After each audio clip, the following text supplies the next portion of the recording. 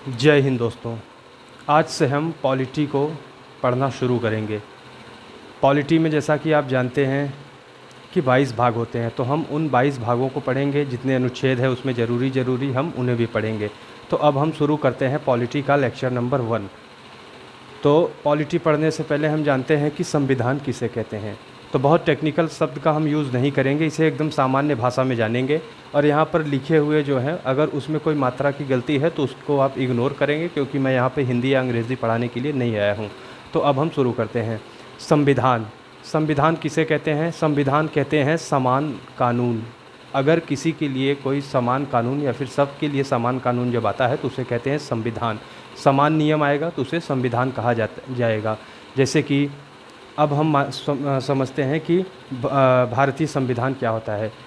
एक कोई किताब एग्जाम्पल के तौर पे ले लीजिए कि अगर कोई एक किताब है जिसमें कि ये लिखा गया है कि कोई भी राज्य कैसे चलेगा, किसी भी राज्य की व्यवस्था क्या होगी, प्रशासनिक व्यवस्था क्या होगी, उसमें अगर परिवर्तन किए जाएंगे तो क्या होगा, किसी भी व्यक्ति पर कौन सा कानून लगेगा अगर वो अपराध करेगा।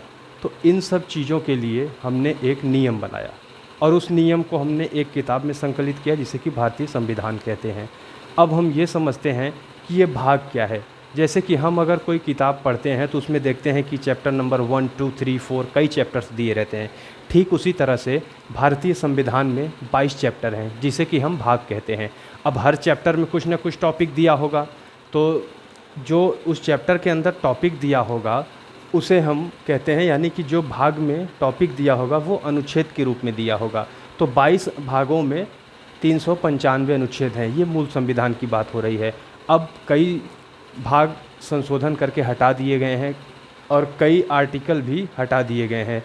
तो इसलिए जो भी सवाल पूछता है वो सीधा सवाल पूछता है कि भारतीय संविधान में कितने भाग हैं, तो आप वहाँ पे सीधा टिक करेंगे 22, और अगर अनुच्छेद की बात करेगा तो हम सीधा टिक करेंगे 395।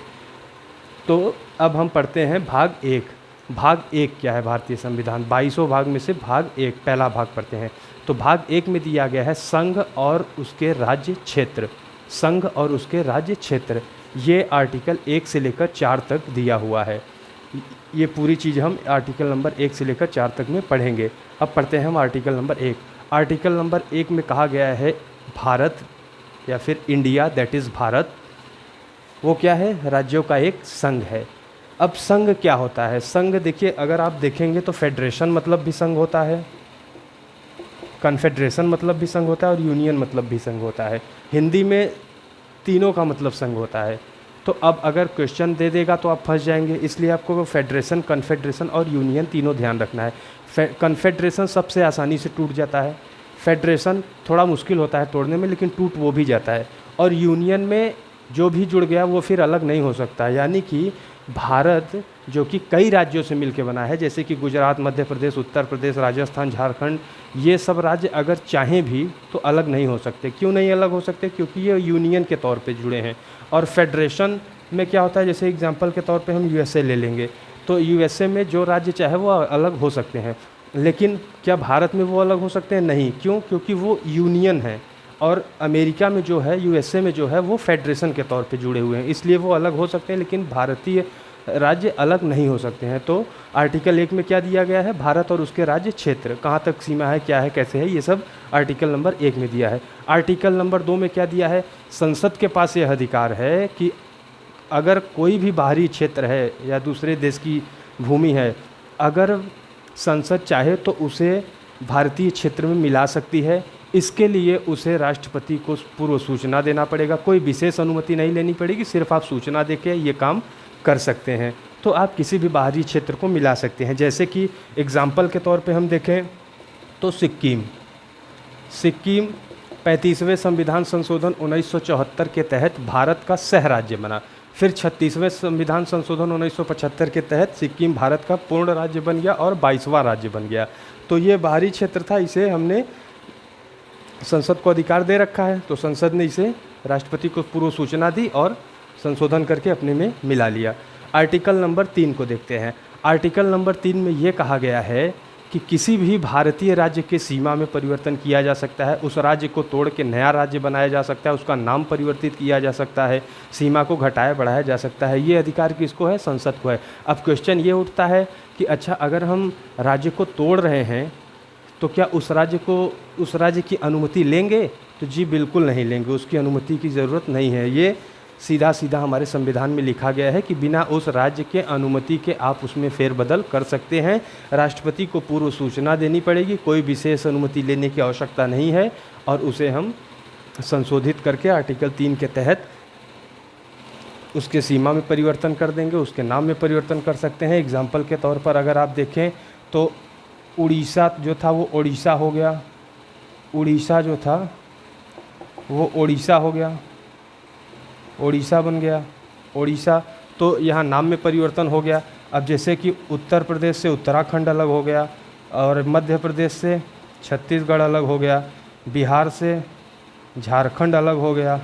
तो ये सब बिना उसके अनुमति के सीमा में परिवर्तन कर दिया गया और उसे तोड़कर दूसरा राज्य बना दिया गया। ये था आर्टिकल नंबर 3। अब हम पढ़ते हैं कि आर्टिकल नंबर 4 क्या है। आर्टिकल नंबर 4 साफ साफ ये कहता है कि जब भी आप अनुच्छेद 2 और अनुच्छेद 3 का प्रयोग कर रहे हैं तो उसे आर्टिकल नंबर 368 में नहीं गिना जाएगा। यानी कि वो संविधान संशोधन तो है, लेकिन आर्टिकल नंबर 368 में होता क्या है कि आर्टिकल नंबर 368 के तहत अगर आप कोई भी संशोधन कर रहे हैं तो राष्ट्रपति से एक विशेष अनुमति लेनी पड़ेगी, यानी कि वहाँ राष्ट्रपति का सिग्नेचर चाहिए ही। लेकिन अगर आप आर्टिकल नंबर 2 और 3 का प्रयोग कर रहे हैं तो वहाँ पे राष्ट्रपति का कोई विशेष सिग्नेचर की आवश्यकता नहीं है, आप उन्हें एक सूचना देकर अपना काम पूरा कर सकते हैं। तो इसलिए उसे आर्टिकल 368 में नहीं गिना जाएगा। इसे किसी भी आर्टिकल नहीं, आर्टिकल 2 और 3 का प्रयोग करेंगे तो 368 में नहीं गिना जाएगा। तो ये था भाग 1 पूरा, 1 से लेकर 4 आर्टिकल तक। अब हम समझते हैं कि भारतीय राज्यों का इतिहास क्या था। तो जैसा कि हम सब लोग जानते हैं कि हमारा भारत अखंड भारत था, जो कि अफ़गानिस्तान से शुरू होता था।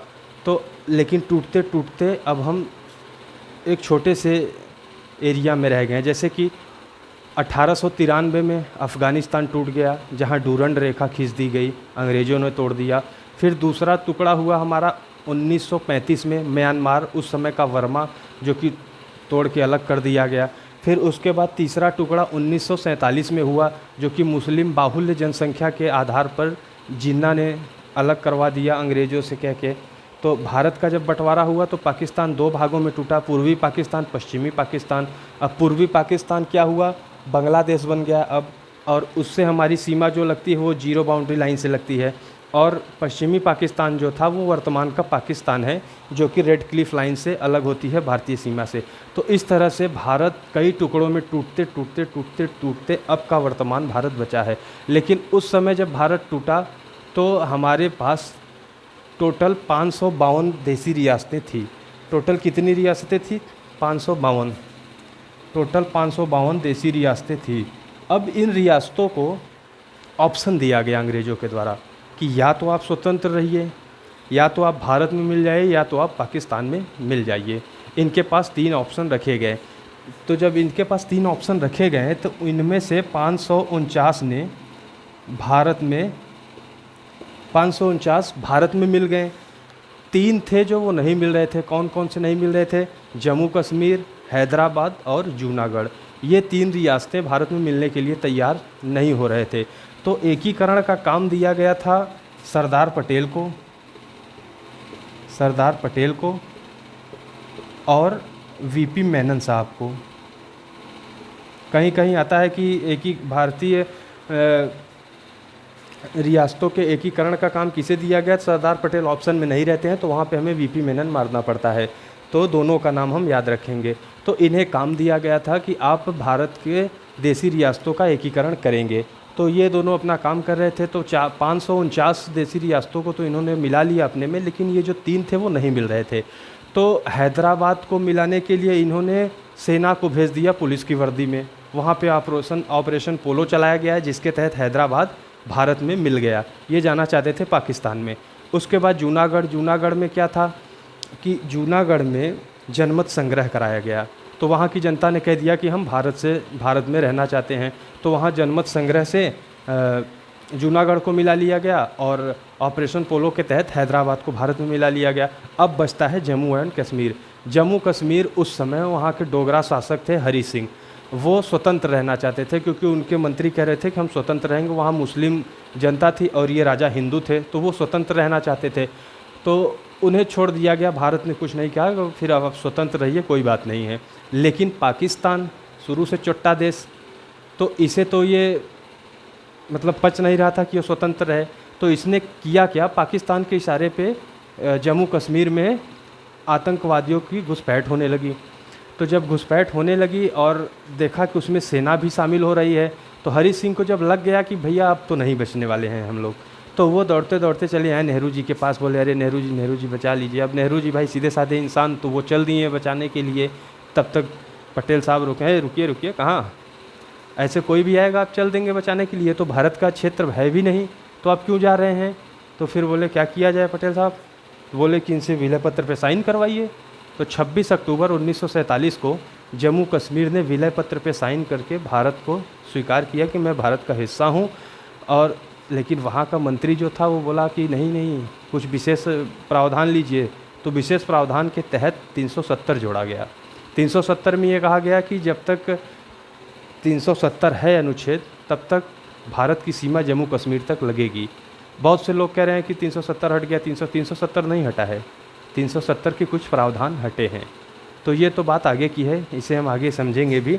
तो इस तरीके से विलय पत्र पे साइन करके जम्मू कश्मीर को भारत में मिला दिया गया। हैदराबाद को ऑपरेशन पोलो के तहत, जूनागढ़ को जनमत संग्रह के तहत, और जम्मू एंड कश्मीर को विलय पत्र पे साइन करके। सीधा सीधा सवाल पूछता है इसमें कि हैदराबाद को कैसे मिलाया गया, तो ऑपरेशन पोलो के तहत मिलाया गया। देशीकरण के एकीकरण का काम, देसी रियासतों के एकीकरण का काम किसे सौंपा गया, सरदार पटेल। ऑप्शन में नहीं है तो वीपी मेनन को मारिए आप। उसके बाद जूनागढ़ को कैसे मिलाया गया, जनमत संग्रह से। जम्मू कश्मीर को विलय पत्र पर साइन करके किस डेट को, 26 अक्टूबर 1947 को इन्हें भारत में मिला लिया गया। अब भारत तो बन गया। उसके बाद भारत को अब कई राज्यों से मिलके बना था, कई देसी रियासतों से। तो इन्हें क्या किया गया कि 4 स्टेट में बांट दिया गया, जैसे state A, state B, state सी और स्टेट डी में। तो स्टेट ए में क्या था, ब्रिटिश प्रोविंस के जो थे उन्हें रखा गया। जो ब्रिटिश प्रोविंस थे यानी कि जहाँ पे ब्रिटिश शासन कर रहे थे वहाँ पे उन्हें रखा गया। उसके बाद फिर क्या हुआ, जो बी कैटेगरी के स्टेट थे तो उनमें किसको रखा गया, उनमें रखा गया देसी रियासतों के, जहाँ पे कि देसी रियासतों का शासन था। सी में किसे रखा गया, ब्रिटिश कमिश्नरी को, जहाँ पे ब्रिटिश ने बड़े बड़े क्षेत्रों पे जहाँ पे ब्रिटिश ने सिर्फ कब्जा किया था, तो ब्रिटिश कमिश्नरी को स्टेट सी में रखा गया। स्टेट डी यूनियन टेरिटरी के लिए बनाया गया था, जो कि अंडमान निकोबार और दमन द्वीप था। तो इस तरीके से भारत को बांटा गया।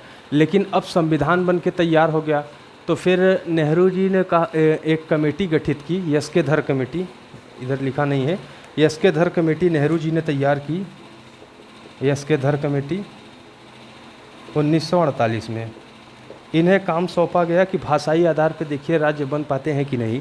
तो इन्होंने अपना रिपोर्ट जब दिया तो इन्होंने कहा कि भाषाई आधार पर आप राज्य बनाने की कोशिश मत करिए, ये ठीक नहीं है, इसे प्रशासनिक मापदंडों पर बनाया जाए राज्यों को, तो वो ज़्यादा अच्छा रहेगा। उसके बाद फिर 1948 में ही जेबीपी कमेटी आई, जेबीपी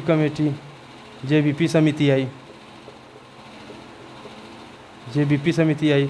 तो जेबीपी समिति में कौन कौन था, जवाहरलाल नेहरू, पटाभी सीतारमैया और सरदार पटेल थे। जेबीपी कमेटी, तो जेबीपी कमेटी जब आई तो उसने भी देखा तो कहा कि नहीं, सही बात है, भाषा के आधार पर राज्य नहीं बन सकते। जेवीपी सरदार, ठीक, तो जेवीपी कमेटी बनी, उसने भी भाषा के आधार पर राज्य बनने के जो रिपोर्ट थी यस्केधर साहब की, उसे मान लिया। लेकिन अब यहाँ पे एक समस्या हो गई कि पोटू श्रीरामल्लू थे जो, उन्होंने तेलुगु भाषा पर एक राज्य बनाने के लिए हट पे बैठ गए और ये चले गए अनशन पे। अब अनशन रखते रखते 1 दिन, 2 दिन, 4 दिन, 6 दिन, 10 दिन, 1953 की बात है ये, अब ये भैया 52-53 की बात है, अब ये चले गए अनशन पे, 56 दिन अनशन रख दिया, 56वें दिन की मृत्यु हो गई। मृत्यु के बाद अब दबाव बढ़ने लगा, अब उनके सहानुभूति उनके पास आने लगी कि भैया ये तो आदमी हमारे लिए मर गया। तो अब नेहरू जी दबाव में आ गए और दबाव में आकर इन्होंने अक्टूबर 1953 में एक राज्य का गठन किया जिसे हम आंध्र प्रदेश के नाम से जानते हैं, जो भाषाई आधार पर गठित होने वाला पहला राज्य था। तो आंध्र प्रदेश का निर्माण हो गया भाषाई आधार पर।